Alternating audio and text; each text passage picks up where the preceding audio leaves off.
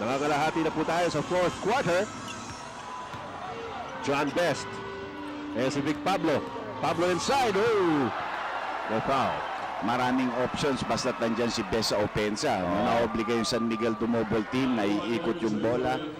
Well, San Miguel, the fourth quarter already has 14 fouls and Washel only has 1 team foul and we're under 6 minutes in this ballgame. Tama yun. Hindi na baliktad.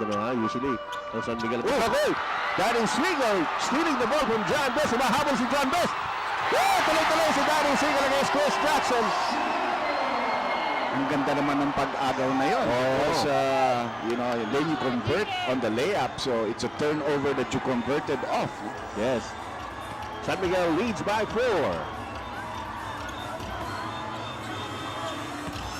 Out of this John Best. Off to Vic Pablo. Open shot with Pablo. Yes! Mali si Victoria dun dahil alam niya papunta na dun yung bola. Nung humabol siya, huli na. And Pablo will shoot over the head of Victoria. That's right. Down to a 2-point lead for San Miguel Beer. Series is tied at 2-all. This is a best of 7. Boybits. Mott out to Siegel. Oh, medyo alanganin yun. Ildefonso, libre. Yes! Ang pinapakita ng dalawang kupunan. All the players are focused in this ballgame. Oo. At dapat lang sapagkat napakalaking laro nito para makakuha ng 1-game lead in the series. Parang best of 3 na nga lamang ito. John Best. Laban kay Freddy Abuda. Nilabas kay Vic Pablo. He puts it up. Wala. Mott to the rebound. Binato kay Danny Ildefonso. He has 2 steps out. Oh! Big slam by Danny Ildefonso. Racing the room. Basta tauna sa iyo ng ganyan si Danny, ay sumakay pa kayo. Talaga itatank ni Danny Ildefonso yan. Oo, meron tayo timeout. Pero meron ng triple-double. Ito si Turk Mott. Ayan, yung pasa niya kay Danny Ildefonso. And a monster slam by Danny. Let's take a short break, folks.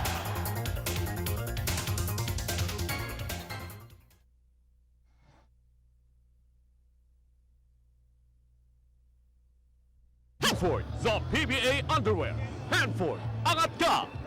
Meron tayo 4:22 remaining in the ball game. Lamang ng 6 ang San Miguel Beer. Samantala, kanina po tumawag ng timeout for Michelle.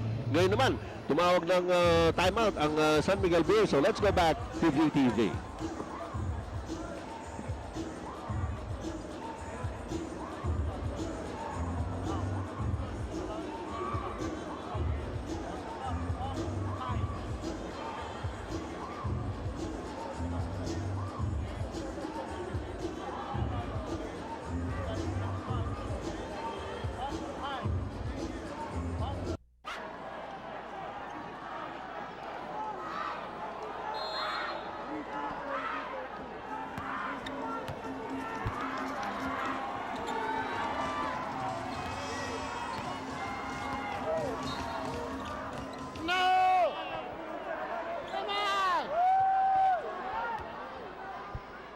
Foul number 10, Danny Ildefonso.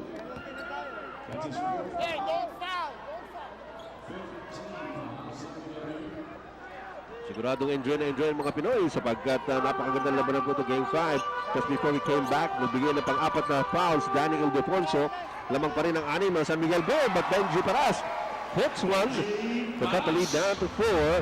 Meron din tayong 4 na minutong nalalabi dito po sa fourth quarter. Shell continues to score after being able to call a timeout. So they've gotten themselves back into the game. 4 na lamang dito lamang ng San Miguel.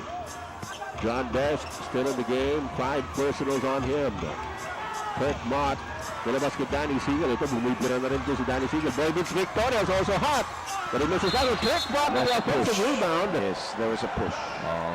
And they are in the penalty, San Miguel. So that loose ball foul will mean free throw shots para sa Formula Shell. Bata ko ito. Mga taga Red Bull. Si Tampua, De Vega, Corion. That's the third foul on Nakakula yung mga book nito mga bata mo. Kinakabahan ako sa'yo. Baka sumunod ka. Wala na tayong masyadong buhok para ikulay pa.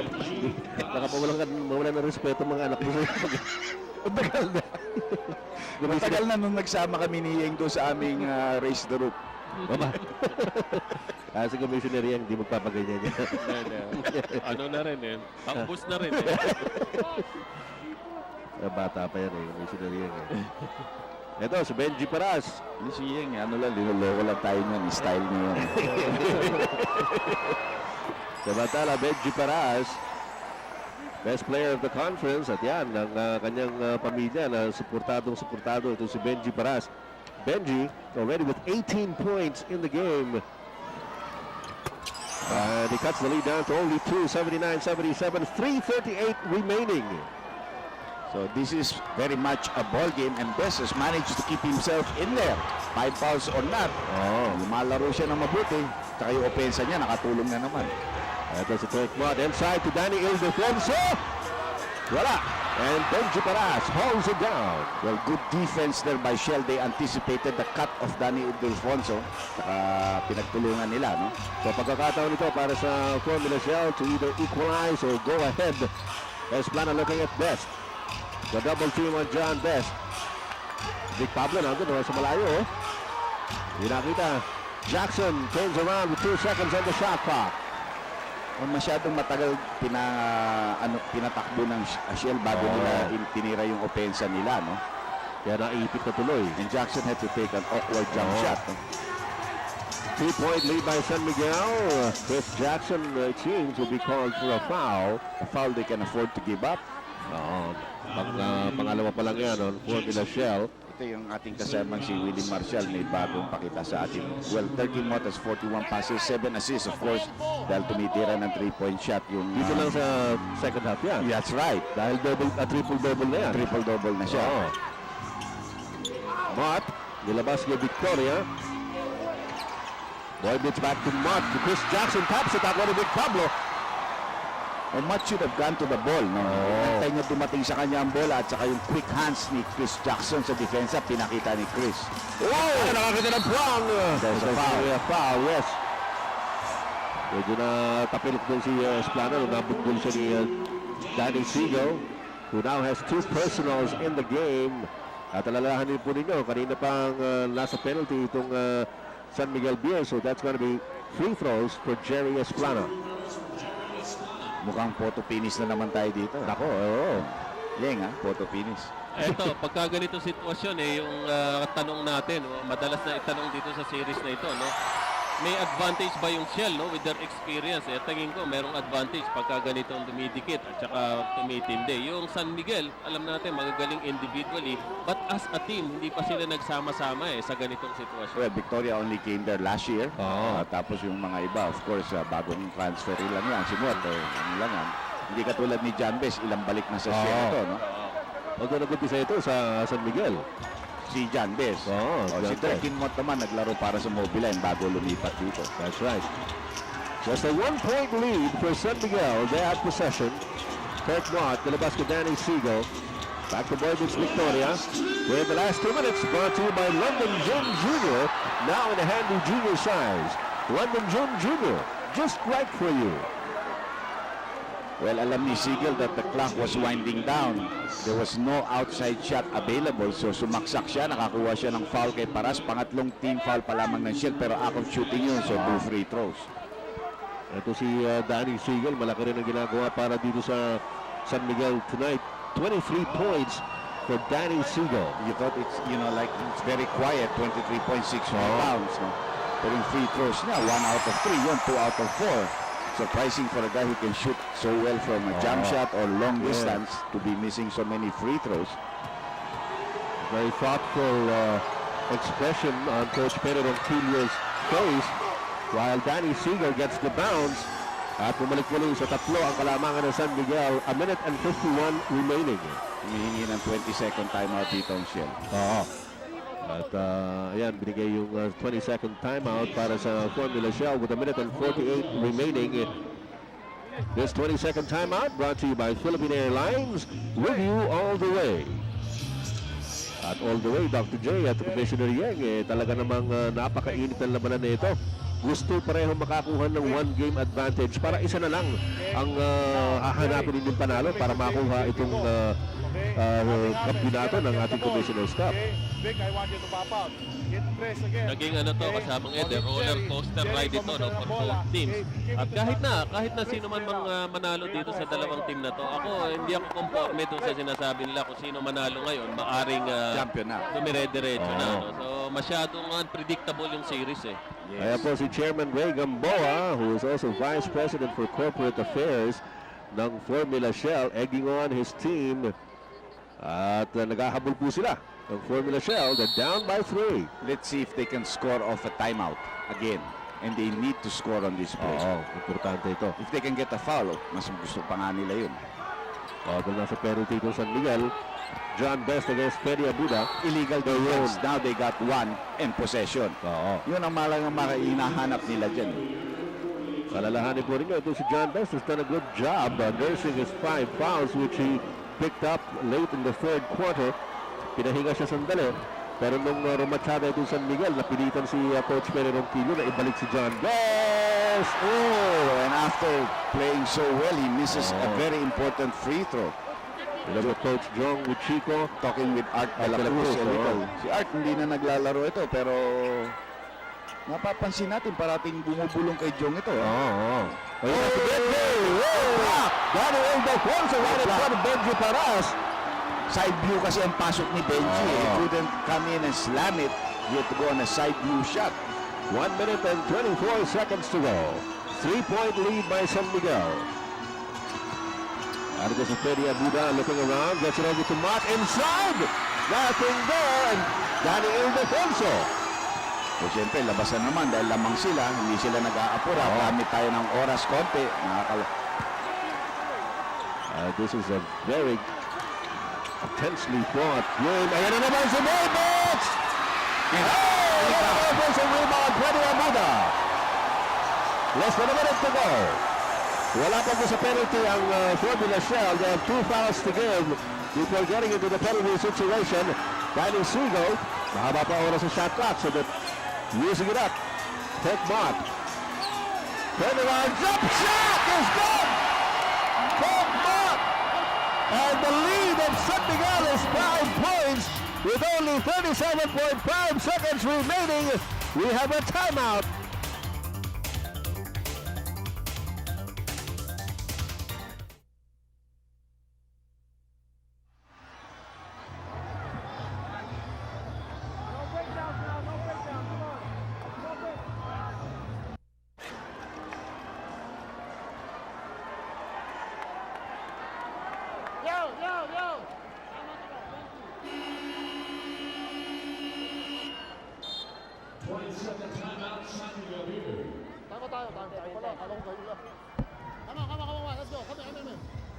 Coming up the timeout of Formula Shell with only 37.5 seconds remaining, and San Miguel with a 5-point lead. As you look at Chairman Bobong Velez of Vintage Sports. At saka si George Alcantara. Si George, Si Boss Bobong, as usual. Dito yan, basta mga importanteng mga laro. Trabaho. Oo. Ito si Coach Joe Luchigo, Dr. J, tumawag ng 20-second timeout. And this 20-second timeout is brought to you by Philippine Airlines. With you all the way. Well, he sent back Racela for Boy Beach Victoria. There is defense that he's looking for and control, and obviously expecting na baka magfa-foul lang Shell dito kung magminti sila o makashoot man. So you like a guy like Boy Racela who does well from the free throw line. Nick Pablo gets the pass from Jackson. They're down by 5. John Best, Enchi Grosso. Yan yung paborito niya tira na sabi mo. There's nobody who does it better. So only 3 points. Ayan na. Well, they will foul. If they can steal, they'll steal the ball. If not, they'll have to foul. To stop the clock, no, ha? And then challenge. Well, Siegel, like I said, has not been perfect from the free throw line. I think something like 3 out of 5. Not you, JB! Not you! So tignan natin. Wala pa sila sa penalty. They have to give up the foul again. Feria Buda inbounding. He will call a timeout. Mautak talaga yan. Rather than risk a pass that can be intercepted. Wala na. 3 seconds, 4 seconds. Alanganin timeout na ako. Marami naman kami timeout. Kumusta dyan, Commissioner Yeg? Well, 3 points. Hindi pa tapos ito. Kung maalala mo yung yung nangyari ng Game 3. Umulan ng 3 points with a few seconds left to go. Baka mangyari ulit dito ngayon yun. Okay, it's a full timeout, so let's go back to VTV.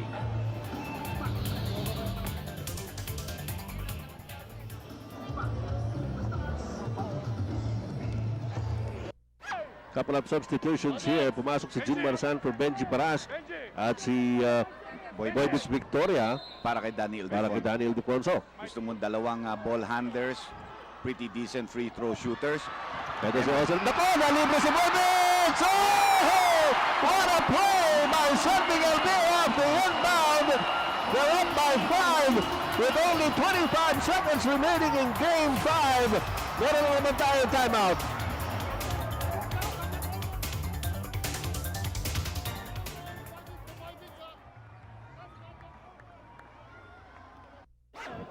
Next in for Jerusalem. Benji Paras for Jude Marzan. Back here at the Phil Sports Arena, 25.8 seconds left. Lamang po ng 5 ang San Miguel Beer in Game 5. Noy Castillo is in the game para sa Formula Shell. Benji Paras asking for the pass up against Turk Mott. Paras inside the paint. Yes, sir. Oh, reverse layup. So 3 points lead lamang ito with still 15.6.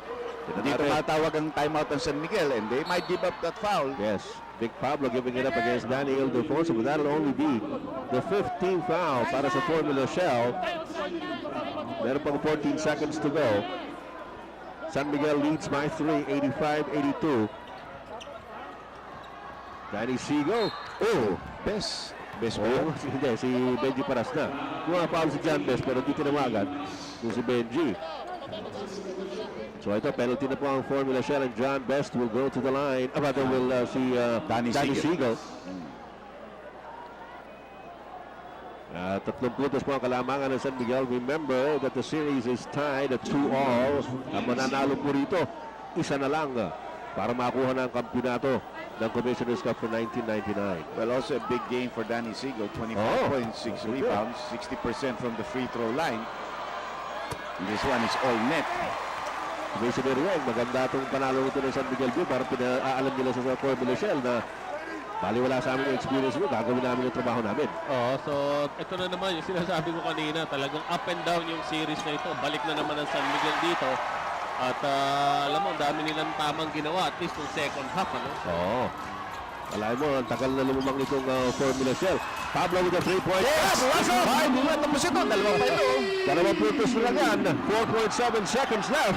Danny Siegel ay new foul. Yes, they'll have to give. Ang masama lang sa Shell, they had no more timeouts left. So they couldn't bring the ball to the half court to save time, no? Oo. 2.8 seconds left sa ating mga kasangkayan dito sa Tacloban. Mapay nga gabi yung katanan. Waloy.